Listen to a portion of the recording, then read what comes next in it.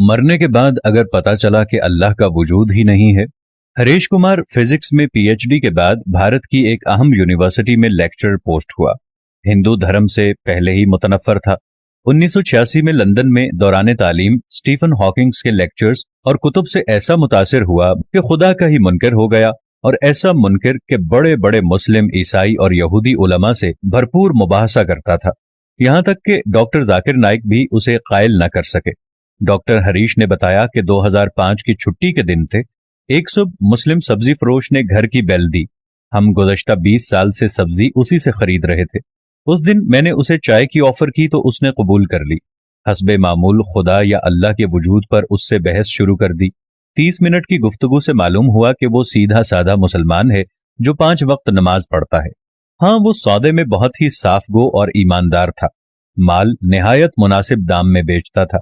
आखिर चलते हुए उसने एक ऐसी बात की जिसने मेरी जिंदगी बदल दी। कहने लगा, डॉक्टर जी, तुमने खुद बोला कि तकरीबन 6000 से 10,000 साल पहले, 10,000 साल से इंसानी तारीख में पैगंबरों की कहानियां चल रही हैं और सब के सब एक अल्लाह और जन्नत दोजख की बात करते, और साइंस मरने के बाद के हालात का जवाब दे ही नहीं सकती।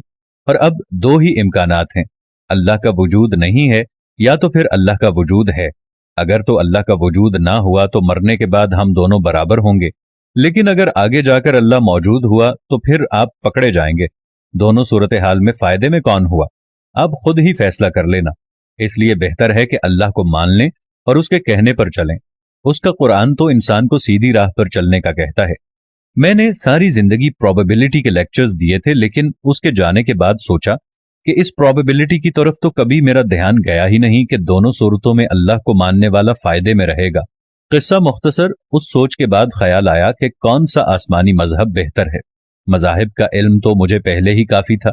डॉक्टर जाकिर नाइक के एक लेक्चर में 1400 साल से पूरा कुरान मजीद का हर्फ बहर्फ होने का सुना, तो इंग्लैंड में क्रिश्चियन मिशनरी इदारे से इसकी हकीकत दरियाफ्त की, तो सब ने इस बात की तस्दीक की।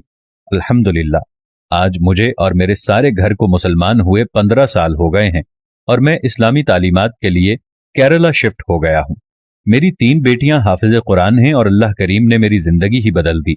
उस सब्जी वाले अब्दुल अहद से मेरी दोबारा मुलाकात कभी ना हो सकी, लेकिन इस्लाम कबूल करने के बाद मैंने अपना नाम अब्दुल अहद रख लिया, क्योंकि वो एक सच्चा मुसलमान था, और सच्चे मुसलमान की सबसे बड़ी निशानी ये होती है कि वो आपको कोई ऐसी बात जरूर करेगा कि जिसमें उस पर अल्लाह का तवक्कुल इतना वाज़े होगा कि आप सच्चे मुसलमान को देखते ही अंदाजा लगा लेंगे कि जरूर इसके पीछे किसी बड़ी गैबी शख्सियत का हाथ है। अल्लाह ताला को जिसने अपना मान लिया या अल्लाह की जिसने मान ली, उसके दोनों जहान का बेड़ा पार हो गया। जैसे उस गरीब अब्दुल अहद सब्जी वाले ने अपनी एक ही बात से बहुत बड़े प्रोफेसर टाइप के दुनिया के बड़े से बड़े बंदे को उसकी जिंदगी की हकीकत बता दी है। यही अल्लाह का सबसे बड़ा मौजज़ा है। अल्लाह जब जिसको चाहता है उसको ईमान अता फरमा देता है, और जब जिसको चाहता है कि जो अगर अल्लाह की राह के ऊपर नहीं आ रहा तो उसके दिल पर मोहर लगा देता है। खुदावंद करीम से ये दुआ है कि ए मेरे पाक परवरदिगार, हम सबको ईमान की हालत में रखना। हमारे दिलों में अगर मोहर भी लगे हुए हों तो अल्लाह हमें मुआफ फरमा दे और हमें अपनी बुजुर्गो बरतर हस्ती की तरफ मोड़ दे। आमीन, सुम्मा आमीन।